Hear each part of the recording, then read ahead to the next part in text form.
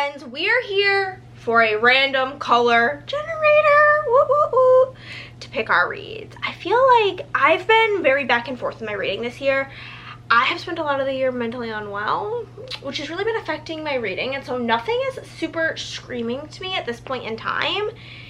And I'm filming this mid-March. I don't know what my April book club book is yet, so I don't even have like, oh, I'm trying to get XYZ on my TBR. I really have nothing that is particularly pulling to me, so this should be fun.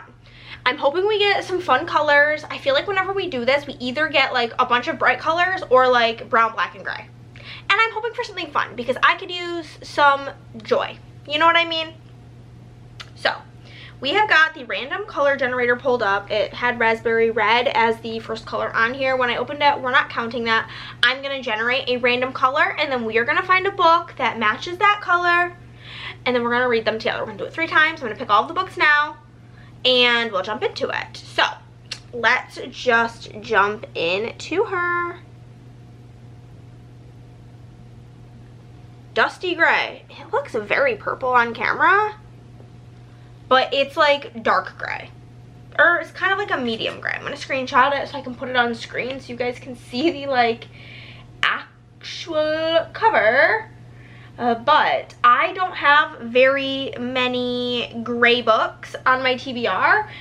Gray is over there. We have The Giver Quartet. We have If You Tell by Gregg Olsen. I have a couple of Alicia Smith, I think is her name, books, but I don't, that the spines are gray, but I don't think the front of the books are gray. And that's literally it.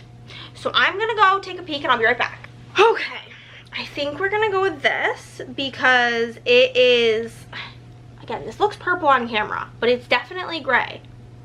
So I'm gonna go with If You Tell, a true story of murder, family secrets, and the unbreakable bond of sisterhood by Gregg Olsen. I picked this up because of a YouTube recommendation. I don't even remember who recommended it, but here we are. And I believe this is like actually like a true story. So this says, after more than a decade, when sisters Nikki, Sam, and Tori Kunotic hear the word mom, it claws like an eagle's talons, triggering memories that have been their secret since childhood until now. For years behind the closed doors of their famous in their farmhouse in Raymond, Washington, their sadistic mother, Shelley, subjected their girls to years of unimaginable abuse, degradation, torture, and psychic terrors. Through it all, Nikki, Sam, and Tori developed a defiant bond that made them far less vulnerable than Shelley imagined.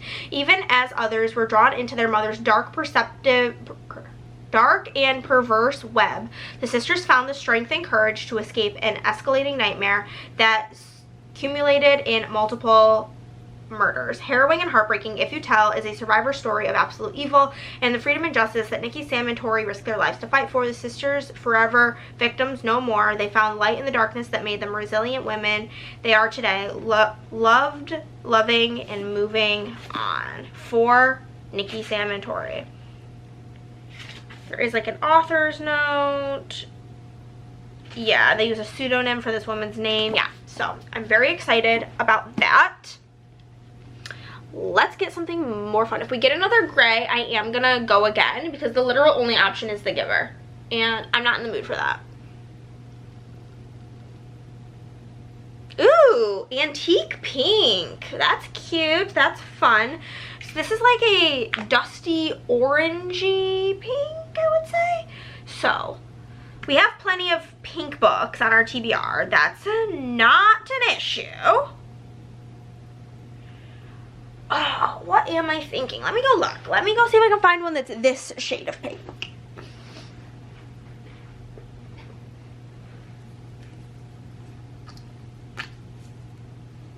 Oh, I forgot to check my series that are literally behind me.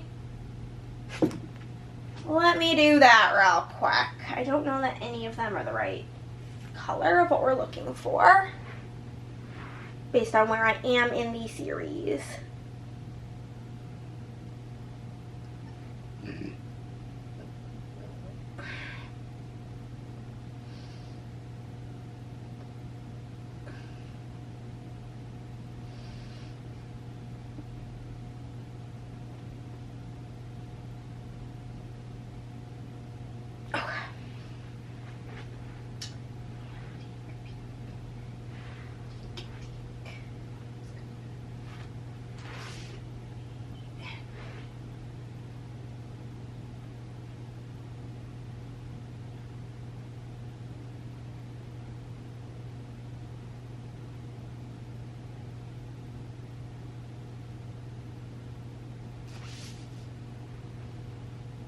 Okay, I think I picked my book because we've got this book. It's called Imogen, obviously, by Becky Albertalli, and it's very pink.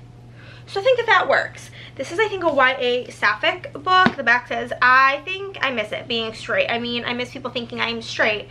And by that, I mean I miss people knowing I'm straight because I am straight. One girl can't topple your entire sexuality, right? Literally the whole cover here, hardcover is pink. Okay. So, Imogen Scott may be hopelessly heterosexual, but she's got the world's greatest ally title locked down. She's never missed a Pride Alliance meeting. She knows more about queer media disclosure than her very queer little sister. She even has 2 queer best friends. There's Gretchen, a fellow high school senior who helps keep Imogen's biases in check. And then there's Lily, newly out and newly thriving with a cool new squad of queer college friends. Imogen's thrilled for Lily. Any ally would be. And now that she is finally visiting Lily on campus, she's bringing her ally A game. Any support, where am I? Any support Lily needs, Imogen's all in. Even if that means bending the truth, just a little. Like when Lily drops a tiny queer bombshell, she's told all her college friends that Imogen and Lily used to date. And none of them know that Imogen's a raging hetero. Not even Lily's best friend, Tessa. Of course, the more time Imogen spends with chaotic freckle-faced Tessa, the more she starts to wonder if the truth was ever all that straight to begin with. So, we're going to go into this. It has really good reviews on Goodreads, so I am excited. And then our final pick, if I could pick a color, I would pick some shade of blue because I have the most blue books. And we're going to get tomato red. Right ass red. I do have quite a few reds. I'm going to check and see if any of the next book in the series for any of these is red. So, the next book that I would need to read, I don't think that is the case, but we will check because why not? There's a couple of series over here that I actually don't know the order that they go in. So, okay, so this is the first one in this series, and I want to read The Brothers Before the Sisters. The first sister book is red, but I want to read the brother ones first. The first here is blue, pink, blue, purple. Okay. There's nothing over here, which means I'm going to go look at my red shelf. Okay. My husband called me. So this, okay. Tomato red, the most red book I own. This and Dark Sisters were the most red books that I have. The audio for this is available right now. So that's what we went with. But this is a horror book by Kelley Armstrong, and this was a book of the month pick. It's pretty short. It's like 250 pages. But this author has written a lot of books. Holy macaroni. Anywho, this says, this is a nail-biting supernatural horror about a haunted lakeside property and twisted family secrets. When Samantha Payne's grandfather dies, did I say it's called The Haunting of Payne's Hollow? Okay. When Samantha Payne's grandfather dies, she figures she won't even get a mention in the will. After all, she hasn't seen him in 14 years, not since her father took his own life after being accused of murdering a child in their lakefront cottage. Her grandfather always insisted her father was innocent, despite Sam having caught him burying the child's body, his clothes streaked with blood. But when she attends the reading of the will, at the behest of her aunt, she discovers that her grandfather left her and the very valuable lakefront property where the family cottage sits. There's one catch. Sam needs to stay at the cottage for a month to finally face the fact that she was wrong, and her father was innocent. According to her grandfather, after traveling to Payne's Hollow, Sam is faced with the realities of her childhood and the secrets that kept hidden in the shadows of her memories. When her aunt goes missing a couple of days into their stay, Sam begins to question everything again. Plagued by nightmares and paranoia, she hears sounds in the forest and sees shapes crawling from the water as the rippling waves of the lake promise something unspeakably dark luring just below the surface. So I feel like this is a good combination. Like, we've got a true crime type of book, we've got a horror book, and we've got a romance. So I feel like this is going to be a fun video. Let's get into it. Here's where we are starting in this Colors Choose my TBR. I wear my rainbow-ish. This is as close to a rainbow as I own in my closet because I mainly don't like colorful clothes. But thought it would be very fitting for starting out with, oh my god, my eye. The Haunting of Payne's Hollow. I have the audio for all 3 of these, and there is a chance I get through this plus some of Imogen, obviously, today, but I just needed to switch up. I have only, I think, read... The first book I read this month was a thriller, and I've read nothing but romance since, so I needed a little switch up. So I am going to switch into this. Plus, this book is so short. The audio is, I think, only like 9 hours, because this book is only like 270 pages. So I'm excited to jump into this, and hopefully it is good. I'm excited for a change of pace, a switch up of genres. And let's get into this, and I'll obviously check in with you guys halfway when I have thoughts and feelings on what is going on in this book.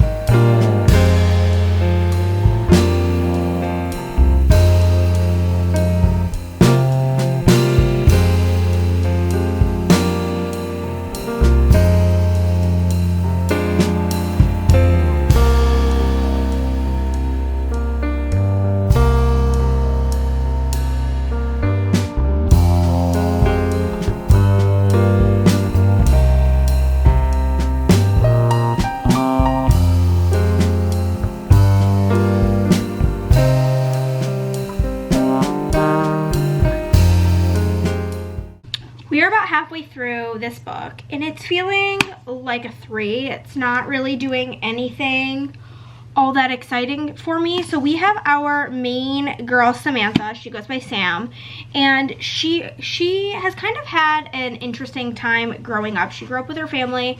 They lived in upstate New York on like Lake Ontario.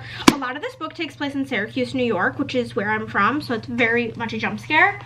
But she lived there. There was a lot of like different friends. There was this kid, Austin, who she didn't really like. He picked on her, and her family was always like, oh, it's because he likes you. Just like play with him, be nice, whatever. Then one day she woke up in the middle of the night, and there's always been all these like rumors that like the story of the Headless Horseman was written based on this place, not actually Sleepy Hollow but Payne's Hollow, and that you can't go out by the water at night because the currents will take you, and all of these like crazy situations. So she goes out one night and sees her dad burying Austin's body. So obviously she tells her mom, who reports it to police. Her dad, jail, dies, whatever, or goes to jail. So then her grandfather owns like this place, and he recently died, and he, in his will, Sam goes to the funeral, but she doesn't really have any interest in going to the reading of the will. She wants to go visit her mom. Her mom has Alzheimer's, and wants to just visit her mom, and she's really just trying to make enough money to pay for her mom's care. She was supposed to go to med school, had to drop out because of that, like taking care of her mother, so on and so forth. She learns that she has to be there for the reading of the will, or it cannot be read. And it then turns out that her grandfather has left the house at Payne's Hollow to her under the stipulation that she has to live there, I think, for a year without leaving. She can only leave like in 1 hour segments. She has an ankle monitor on. And the brother of Austin, Ben, is the caretaker now of this house, and he is basically being tasked with making sure she doesn't leave. And so now she's there, and she's staying with her aunt, who just doesn't want her to be there alone. And basically weird things keep happening. Dead animals are arriving at the doorstep. She's seeing weird lights glowing in the water, and she keeps like seeing basically like a spooky figure of Austin. And nobody believes in this stuff happening until now her aunt has gone missing. And she's trying to figure out what happened to her aunt. She found like her aunt's footprints and drag marks by the water. Did she fall into the water? Was she taken into the water? Did somebody get her? I don't know. It's just really feeling like blah to me. Nothing about this story is very engaging, and the fact that I'm like halfway through and it feels like literally nothing has happened, and again, it's feeling very police procedural. We have the police there now. She's kind of like friends with the sheriff's daughter, who is also a sheriff, and like they're just kind of watching her, waiting there with her, trying to figure out what's going on, trying to find her aunt. They're also trying to figure out if anybody in her family is doing this to like get the inheritance instead of her. She's made it very clear that nobody's really in line to get it after her. It'll go to like distant family members. So they're kind of really just trying to pinpoint who or why this is happening. It's fine.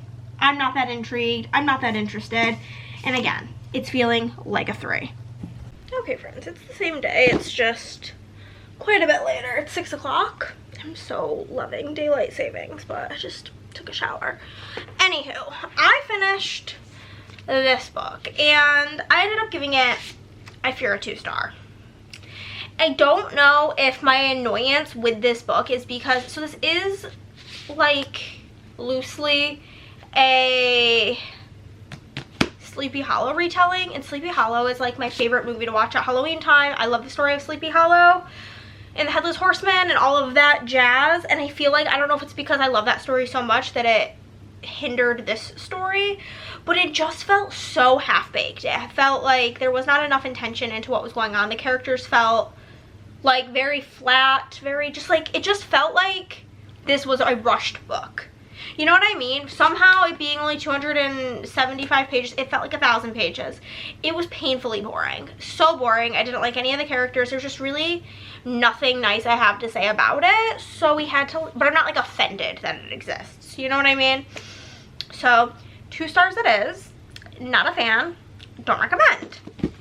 I am done listening to books for the day. Tomorrow I'm having a full work day where I will absolutely listen to the entirety of this book, Imogen, obviously, and this book's a lot longer, but because it has like a lot of text messages in it, and it's YA, so like the text and spacing is humongous.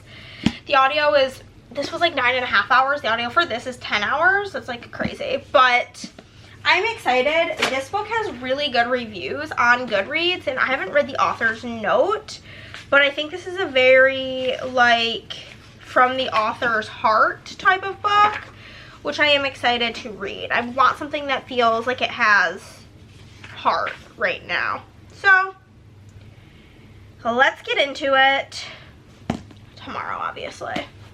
Obviously.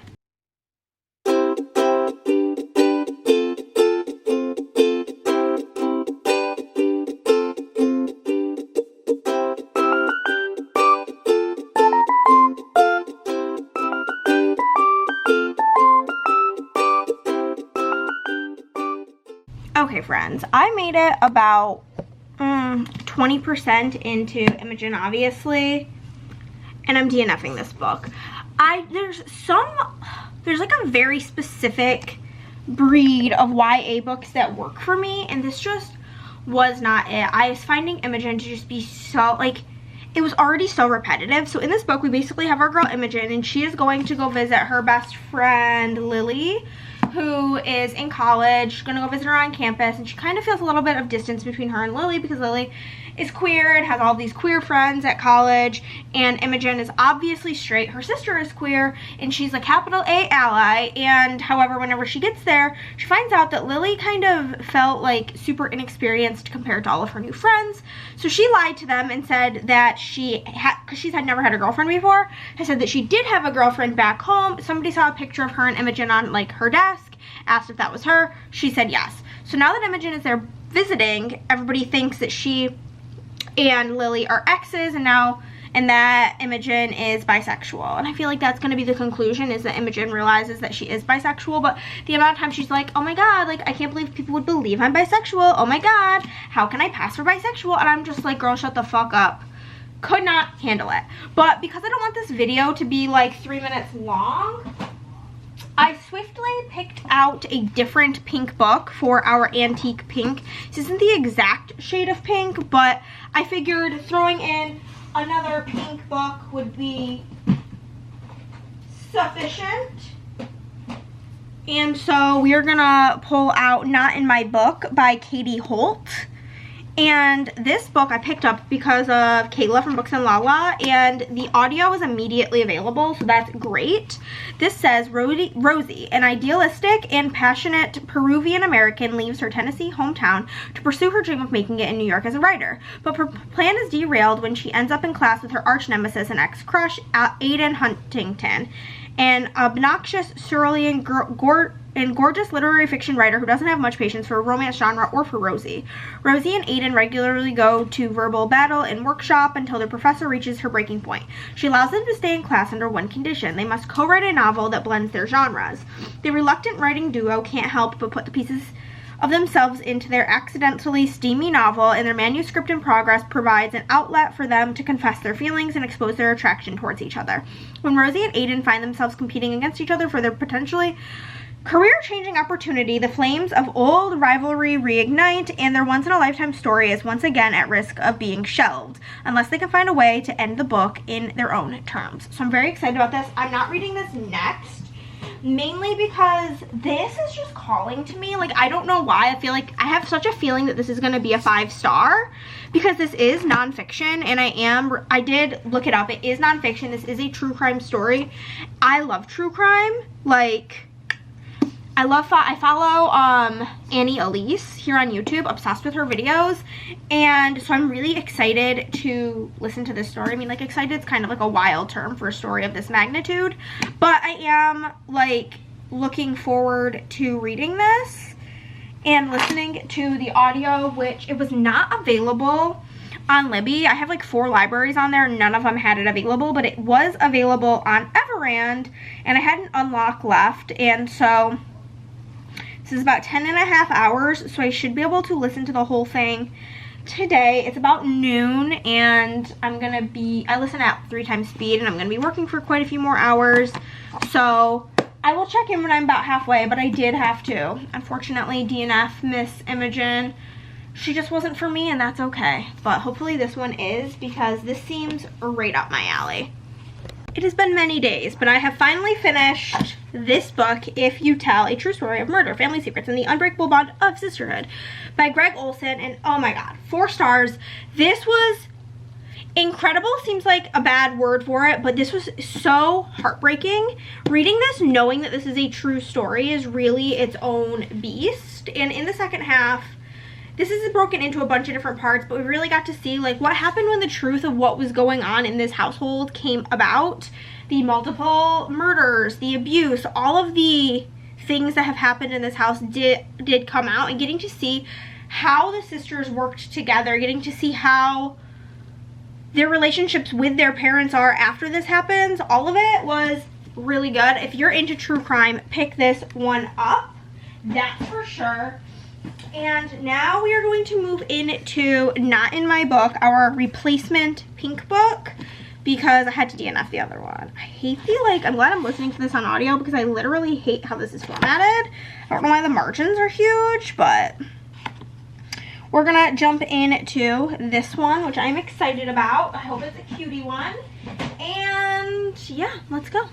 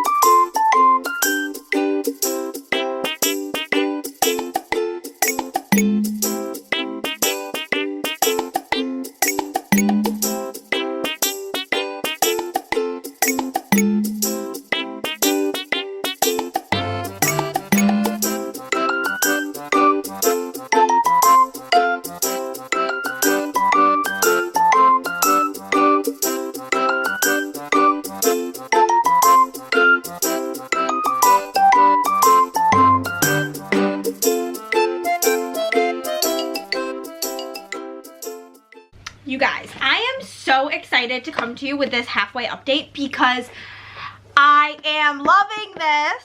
Like, it might be 5 stars. I'm not, it's gonna depend on the second half, but I'm in love. So in this book, we've got our guy and our girl. This is Rosie and this is Aiden.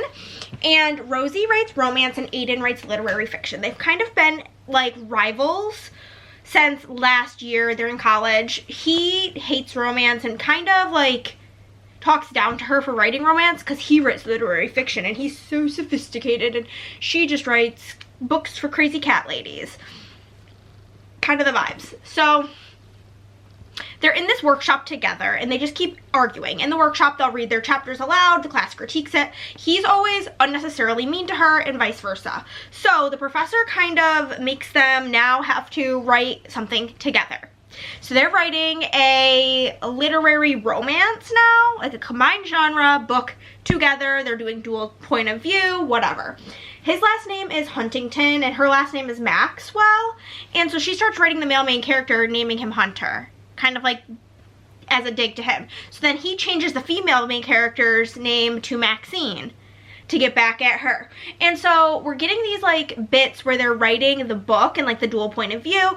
And through this, they're kind of putting themselves into the book and really learning different things about each other. Like, for example, Rosie has a wonderful family, a wonderful life, and her family lives in Tennessee, and she misses them quite dearly. She's like half Peruvian, and she really loves her, like, she works at like a Peruvian restaurant, and like her roommate's Peruvian, and she's really like missing home and missing her family and missing like her roots. However, she is trying to put herself through school in New York City. Like, she's going to like, I think NYU, paying all this money for that. She's working part-time. She's only going to school part-time because she can't afford to go full-time, plus bills, whatever.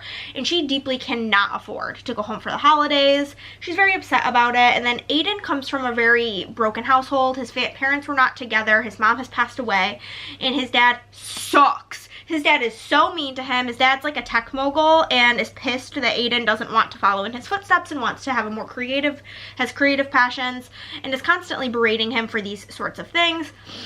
And they're starting to kind of like make a truce and decide to like be friends, do things together.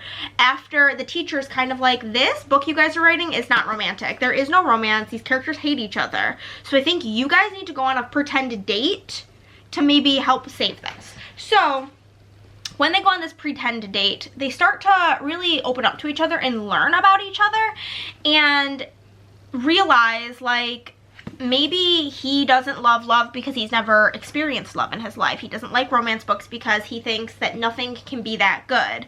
Whereas she is an all of the time optimistic, happy person, and so she loves things that are happy and hates these super sad literary fiction books that he loves.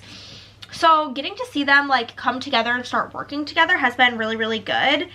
I feel like people will call this enemies to lovers. I don't feel that way. I feel like it's more rivals to lovers, which I like. I feel like that's very, it's like I feel like making those two different things is the same as when people are like, I rate this 3.75. Like, are we getting that specific? Yes. Yes, we are. And yeah, so I'm loving the like Christmas in New York City vibes. I'm loving the academic setting. I'm loving the book writing, and like, yeah, in between the chapters we get like these excerpts from like the chapters that they're writing, and then they go to class and like everybody's critiquing them. I don't know. I'm having a ton of fun with this. I'm really, really, really enjoying it. And is she... This is a, what's the word? Debut novel. It says this is not in my book. It's her first novel. So Katie, first off, you a cutie, and I hope you write more books. But I feel like this might be very like a herself story, because it says that she lives in New York but is from Tennessee. She studied English with creative writing at NYU and fought with every professor to prove that romance novels are worthy of her time.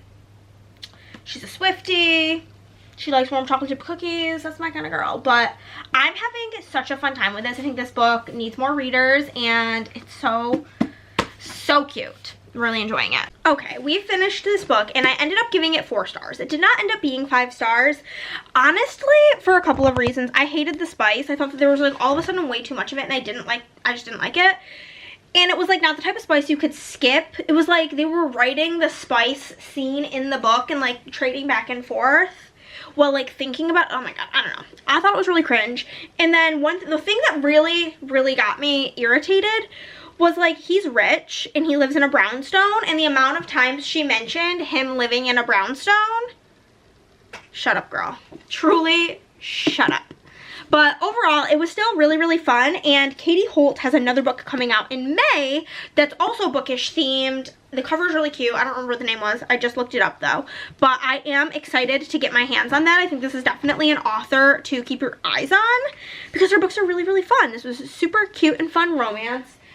And we ended up with 2 4-stars, a 2-star and a DNF in this video, but I am pretty happy with how it went because the 2 books that I gave 4 stars,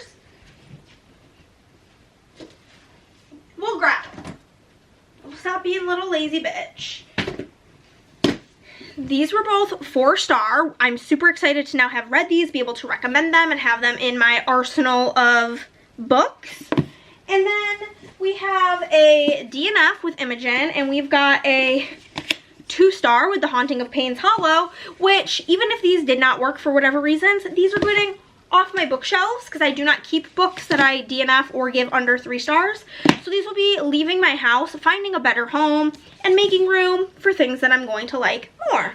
So with that being said, we are done with today's video. If you made it to the end, I've been liking doing this game where I give you an option for each book, so you can kind of let me know which book you like the best, sounds the best to you, which one you've read. You can drop a horse emoji down below. You can drop a police car, siren emoji down below, a book emoji down below, or the pride flag emoji down below. And let me talk to you guys next time. Bye.